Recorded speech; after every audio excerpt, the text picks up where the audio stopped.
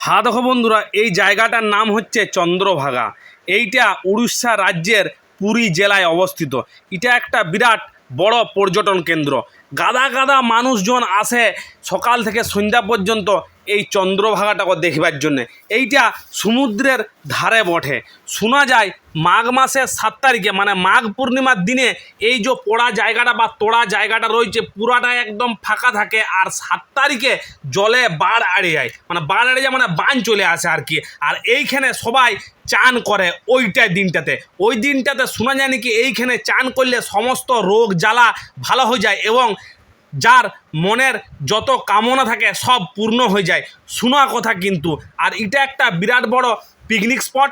দূর দূরান্ত এবং দেশ বিদেশ থেকে সমস্ত লোক আসে। এই জায়গাটার নাম হচ্ছে চন্দ্রভাগা। তোমরা একটু দেখে নাও। সারা বছর খালি থাকলেও বছরে একটা দিন এখানে বান আসে, মাঘী পূর্ণিমার 7ম দিনে।